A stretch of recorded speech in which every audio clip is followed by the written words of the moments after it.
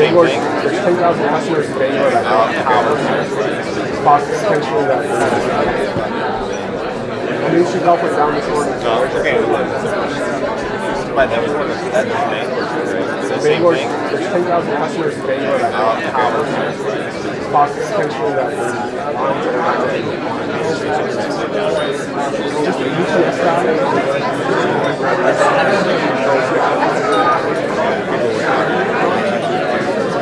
I think it was fun. Well, not too bad. The last year,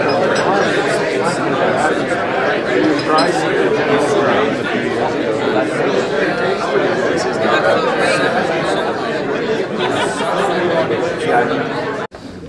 Thank you everybody for being here today. We're going to get started as soon as possible. We have a full house and a lot to cover, so without further ado, I'm going to introduce our president, Dr. John Short.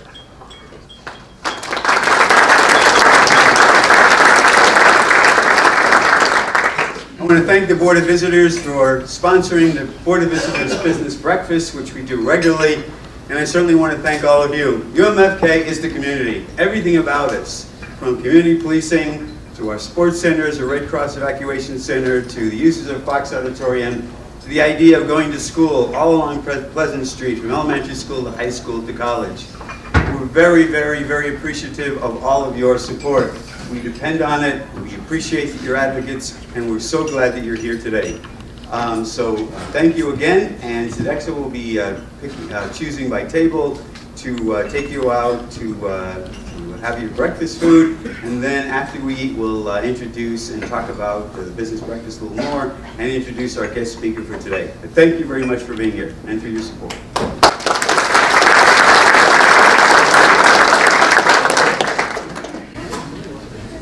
Good morning, ladies and gentlemen. Welcome on behalf of Sodexo UMFK. We will be calling tables. My name is Mike. I'll be waiting the room along with our executive chef, Corey Burgoyne. Feel free to ask for anything. We try to make everything self-sustaining with the coffee and the water. If you need anything, let me know. I'm here for you. Fair enough. We'll start with this table, please. Two-sided buffet, folks. Don't feel free.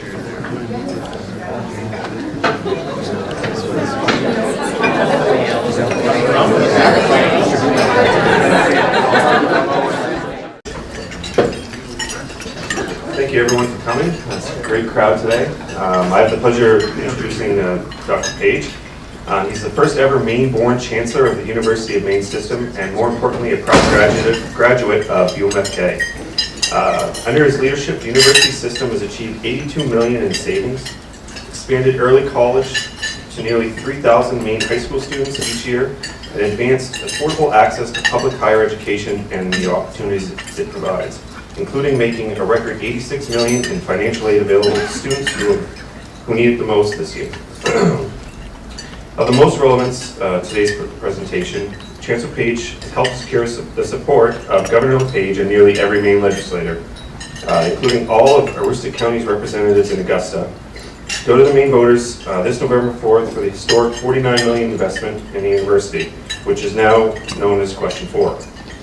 Prior to becoming the Chancellor, Dr. Page was the CEO of James W. Sewell Company, a nationwide consulting organization founded in 1880 and headquartered in Old Town, Maine, specializing in forestry, natural resources, civil, and spatial engineering. So without further ado, Dr. Page.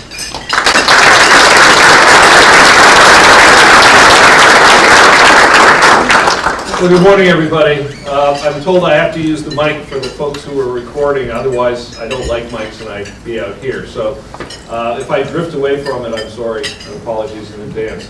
I want to thank, first of all, President Short and the staff here for putting on this great breakfast, the Board of Visitors for the incredible work you do throughout the year and for making sure today happens. I also want to introduce Kelly Martin, who I'm sure needs no introduction, but is one of my bosses. Who's here as well, so there's a member of the Board of Trustees. The other member of the Board of Trustees, probably well known to most of you, Norm Fournier, called me a couple of day before yesterday and apologized that he wasn't going to be able to be here today. Oh, Norm, what's this? Well, I'm bird hunting. On the drive-in today, I was watching everything whip by me with the wind, and I thought, good luck to him. What I really want to spend time today talking about is the bond and the opportunity it represents, and more than the bond itself, although that's the key piece, what that represents for all of rural Maine, but Aroostook County and the St. John Valley in particular, because it's part of a larger whole, but it's an essential part of the larger whole. So in about 2 or 3 weeks, when you go to vote, you'll see a series of bond questions. We are question 4. We're actually the 3rd bond question, but we're the 4th question on the ballot. The first one is the home care referendum question. And in it, you'll be asked, do you approve $49 million for the University of Maine system for improvements, for workforce-based improvements to infrastructure and facilities, to be matched by an additional $49 million that we will secure in the university from public and private, other private and public sources. My sincere hope is that you will vote yes on that. What does it mean? It means millions of dollars in critical infrastructure, expansions, rehabilitation, improvements, and how we have organized this to work on this campus, on every campus, is that this will put needed capacity and first-class facilities for workforce training and development. And a lead piece of this is our expansion in nursing, where Fort Kent has led the way, not just regionally, but on a statewide basis, but other areas as well. So the challenge is well, this sounds good. Who could be against this? My concern is that we have no organized opposition, but there are $200 million worth of asks on the ballot between the 4 bond issues. Clean water, transportation, the university system, and the community college system. All of them are worthy investments. But we know Maine people are very frugal. $200 million is a lot of money, cut any way you want. And my concern is that people go and say, well, being against transportation and clean water is like being opposed to mother and apple pie. So those things usually pass with not much difficulty.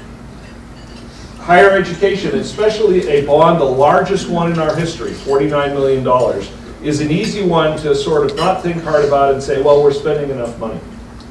And I think that would be a terrible and tragic mistake, not just for our universities, but for the people who rely on us for training, career opportunities, not just as they come out of high school, but as they retrain throughout their careers, as we know is happening more and more. Right now, I'm going to cite a couple of numbers that I think are probably increasingly well known. Right now there's over 600 openings across the state for nurses. The Nursing Association tells us that by the year 2025, that's going to be over 3,000 openings in the oldest state in the nation. And the reason for that is very straightforward. There's 2 reasons. One is we don't have a lot of young people coming through. The second is we have an enormous number of retirements coming.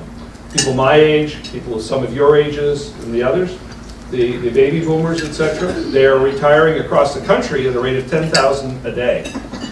And we're getting our share of it here. So we need to provide, and most of you are business people, you know what it is to find and retain skilled workers, especially in a rural area like northern Maine, where that challenge is becoming more pronounced. And this bond is designed specifically to increase our throughput, to make sure we sustain the quality, but to increase our throughput. So if we're successful in this bond and with the associated plans with it, we will be increasing the number of nurses by hundreds that will be graduating every year. We'll be increasing the number of engineers, of surveyors, of computer scientists, of teachers, you name it. I'm looking for a field that doesn't have one of these one of these shortages looming. And I've yet to find one anywhere in the state. So it's an enormous challenge for us. This is a workforce development bond that is central to the well-being of our businesses, central to the well-being of our communities. I'm not sure exactly how much time we'll have at the end, but if we have some time for some questions today, Q&A, I'd be happy to do that. One of the things is in terms of getting the word out. We have, I think at all your tables, and certainly coming in, you'll see this brochure. I'm going to show you in a few minutes a 30-second advertisement that will start running on local TV stations, I think, today. We have been relying, however, this is an election that is going to be, setting aside all of the actual people who are running for office and will be elected, on the bonds. This is going to be election decided on turnout and on people having thought about what this means. And so if I could ask you for something today, I would ask you to take these, study them, and more importantly, talk to your neighbors, your coworkers, your family members, and get them to think about this and to realize what the importance is. So it's just not a knee-jerk or reflexive reaction when you get into the ballot booth. And ask them to talk with their friends and neighbors, because that's how we're going to win this. That's how we're going to win this. We've raised a significant amount of money to help with this. We don't use taxpayer funds. We don't use student fees. We don't use tuition dollars to help get the word out. That's not the right way to do this. So we raise private funds. Some of you in this room have contributed to that. Thank you very much.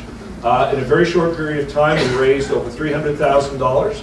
That's a lot of money. We've got a lot of these available, so feel free to take handfuls of them and keep the paper industry moving. There are, in terms of TV ads, social media, there's a lot of stuff we're going to be doing on social and digital media. But you're not going to see a lot on TV, and one of the reasons for that, and if you're in Portland, if you were in Portland, you'd see nothing. Because we can only afford to run ads in the Bangor market and the Presque Isle market, which includes here. We're told by our media consultants that in this election cycle, there will be $30 million spent in the state of Maine on TV ads alone. They were priced out. What the outside, the groups from away are paying and are prepared to pay for television marketing in the major parts of the state make it impossible for us to get our word out. Literally, we cannot afford one ad in the greater Portland area. So this is word of mouth, but that's the best way to do it. That's the best way to do it. But it requires all of us to really engage, again, to repeat myself, with our coworkers, our family members, our neighbors, draw their attention to what this means, and then push on from there. I want to say a couple of things, though, that this is what I hope to be, in 2 or 3 weeks, a successful vote to be the first stage of a major investment into the University of Maine at Fort Kent, and therefore into the Valley and into Aroostook County. We are going to the next legislative session, hopefully with a win behind us, showing that the people of Maine support public higher education as exemplified through the bond. And in doing so, we're planning right now on asking the legislature and the next governor to approve a 3% increase of each of the 2 years in the biennial on our operations. 3%, we believe, it's a modest number, but it's an appropriate number. About 70% of our expenses are people, and we know that the rate of inflation, cost of living, et cetera, is at about 2.5%, give or take a little bit. So there's 2.5% to keep us even, so we don't lose ground, and about 0.5% for some special investments that we need to make, often in early college, on those areas. But the important thing is that we have amongst the reforms we've put in place and the savings we've made, we've completely redesigned the allocation formula for new money that comes from the legislature and goes to the campus. And it's a very dynamic model. It changes every 2 years as numbers change and other things happen. But it's set up right now that for every dollar that comes, a new dollar that the legislature sees fit to give us in new money, 23 cents, 23% will come to the University of Maine at Fort Kent. That's an historical allocation. And that's not one-time money. So on the 3%, that turns out to be roughly $750,000 a year for each of 2 years, added to the base money. So that sets the new floor for the university going forward.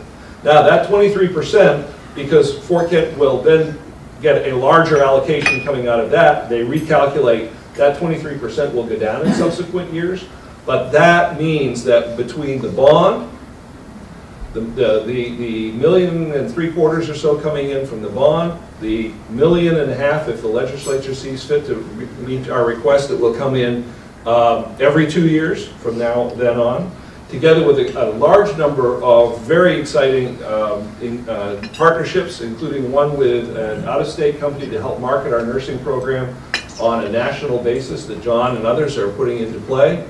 This is Fort Kent's time.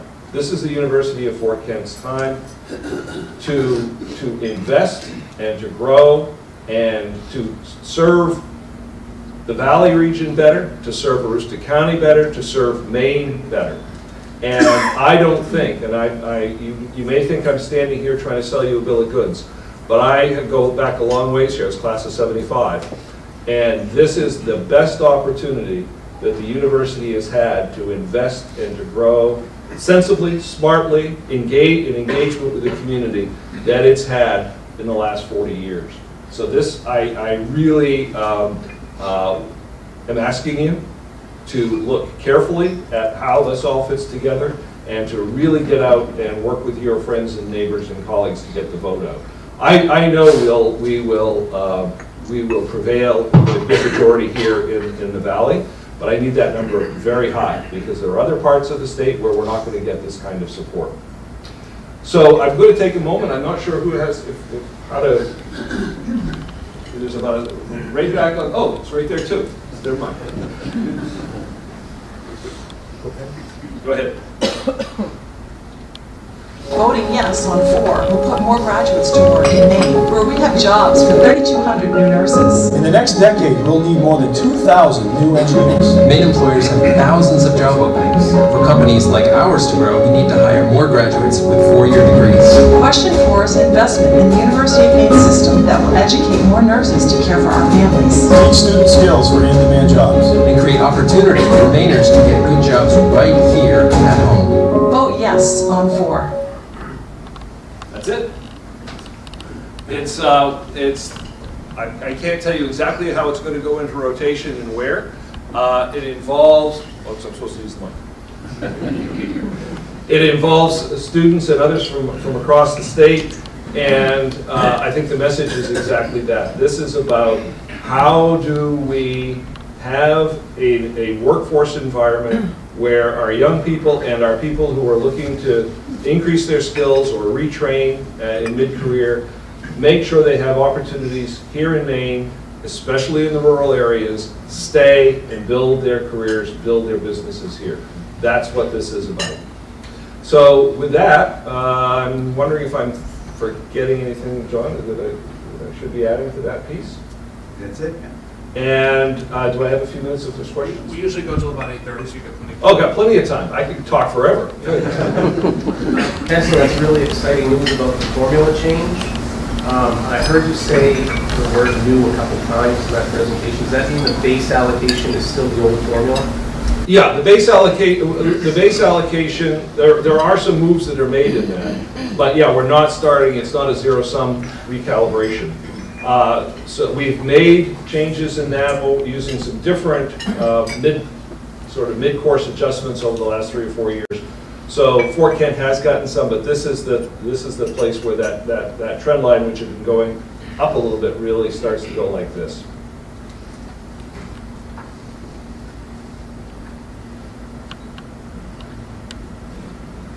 I should have planted some questions. Marty. Chancellor, how does this, the consolidation, if you will, and collaboration, how does this fit in with accreditation with the New England Association of Schools and Colleges? Yeah. Well, relative to Fort Kent and Presque Isle, one of the things that I'm really pleased about is the degree to which, and in my day here, frankly, this would have been impossible. I mean, the idea that people from Presque Isle or Caribou and people from the valley are collaborating and cooperating this way. That's it. This is change. And it's a change for the better. What this has meant is that, for example, we know, I mean, the nursing shortage, just to use that as an example, is everywhere in the state. And it was particularly hitting hard in central and southern Aroostook County because the program is up here, of course. And there are people, a lot of people who are interested and certainly have the skills and drive to be nurses, who also, however, their lives were in a place where they could not up and move themselves or move themselves and their families to Fort Kent for the years that it would take to do the training. So exporting the Fort Kent nursing program to where it is now this fall, training students in Presque Isle in situ, but it's the Fort Kent program with a Fort Kent degree, but training people in Presque Isle, and ultimately I think will be in Polton as well, is the plan, is part of that expansion. So these collaborations start in that way. There's some administrative positions that are being shared between the two campuses, and President Short and President Rice are keeping very close tab on that to make sure that this is working well for both institutions. I think there's going to be more opportunities to do that. I know that English right now is talking about collaborating between the two programs. I think businesses and et cetera, and those will take time and they will develop. The challenge, the question was really around, do the accreditors, in this instance, what's called NECHI, which is our New England accreditors, are they okay with this? And they're watching it very carefully, because what they want to be able to do is say, who has responsibility? If something is not quite right, who do we talk to? How do we have accountability? And so that's the major piece they're tracking. And some of the answer is, well, look, you have two institutions, they're both accredited by you, they're working together, but if you really have a problem, come see me, because both John and Ray Rice report to me, and I probably can make something happen. That's a little bit flippant. There are concerns about how that really plays out in terms of formal processes and review. We're working with Barbara Brittingham, who is the president of the commission which governs accreditation, has been to Fort Kent 3 times with me in the last 2 or 3 years, and very much enjoys coming here. I've yet to get here for the sled dog races. That's my next goal. And so she was here as recently as about 2 months ago and asked some tough questions around some of those issues. But what I'm happy to say is that her commitment is to make sure that Fort Kent and all our institutions, but being here, Fort Kent and Presque Isle, are viable, strong institutions. So it's not a contentious relationship with them. That's a little bit the weeds, sorry. Do you have any details on what the 1.3 million you said? Yeah, it's about 1.75 million. For here, it's about almost 3 million here. Oh, almost 3 million. Yeah. I should have had. They should be given this. Kind of short by half. Yeah, my apologies. My goodness, I can't. Because I was focusing on. Well, never mind. It doesn't matter what I'm focusing on. Obviously, I got it wrong. The major element is the. And John, you should really come up and speak to this because you know a lot more of the details. But the construction of a new small center right out on Pleasant Street that would combine admissions, student welcoming, a sort of one-shop-fits-all for new students and incoming students, and it would also take down a couple of buildings too. Why don't you give a little bit more detail on this? The University of Maine system asked every campus to do a 10-year master plan. And when we did the master plan, one of the things that came out again and again, in fact, the cornerstone of the master plan is this building. What they did is they looked at a number of buildings that we use for offices that really never were supposed to be used for offices. They were former houses. A number of them have gone into disrepair. They're very difficult and expensive to heat and cool. And what they said is you really need to consolidate those offices. What we will do is we will build a building next to the old model school on Pleasant Street. It's designed to be an iconic building. I'm surprised the number of people who come to Fort Kent and they'll say, I drove up and down Pleasant Street, but it took me a while to really see where the University of Maine at Fort Kent is. Many people don't know there's another side back with the sports center and the soccer fields and the lodge. So what this building will do, it will be an iconic building saying, this is UMFK. You've arrived at UMFK. Do you want some information? This is the building to go. It will be an advancement and enrollment center. This will be a center for anyone, prospective students, their parents, individuals who are interested in donating some funds. I had some conversations this morning with someone here talking about some critical scholarships that we've been able to get over the past few years. And so this building will allow us to tear down some buildings on the other side of Pleasant Street, the Sear House, St. David House, which is the admissions house, and on this side, Madawaska House. And so we expect to have green space where students will be able to study, benches, throw a frisbee, a soccer ball, but it will open up that side of campus and really unite both sides. But the important thing is that you'll have the synergy of admissions, marketing and communication, and the advancement and development office right in one building. It will save us money in terms of heating and cooling and upkeep. It will show to prospective visitors and others the investment right there on Pleasant Street. It will open up both sides of the campus, and it's really a key aspect of recruiting more students, retaining more students. One of the things that's very clear is that many people will say, oh gee, it's so far to Fort Kent. What we find is if we can get prospective students to come to Fort Kent, they want to stay here. They see that we have a diverse student body, students from 25 different countries, students from other states, students who come here because they couldn't get into a nursing program because they've heard about our programs for various reasons. We want to tell those students, stay in Maine, take a job here, have a family here, join us in a great place where the cost of living is lower, where you have unparalleled natural beauty, outdoor recreation, very safe and warm and supportive community. We hope that that building will help us to recruit more students, retain more students, to graduate the students in the professions of nursing, forestry, law enforcement, behavioral sciences, all the programs that we have. So we're very excited about that.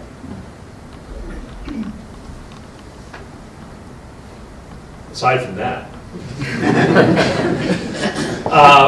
in the cost on that building, We'll have about $3 million, and we'll need to find some additional funds to make up the difference. Right. Other questions?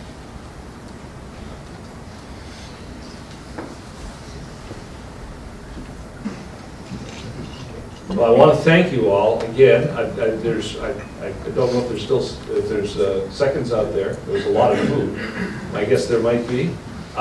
Thank you so much again. Enjoy the remainder of your breakfast. Go for seconds, and I'll be around, and John and others will be around if there's any questions you have or suggestions you have specifically. Please we also have yard signs. If you live in an area of high traffic, if you're willing to put some of these signs up for us, we have some of these signs with the metal postings that you can use to help us get the visibility. So as you drive around town, you'll see signs for lots of different periods. So we hope that you'll help us put these in high traffic areas to show the momentum and your support for this question. And take as many of these as you would like. We've got boxes and boxes. That we can afford. Thank you.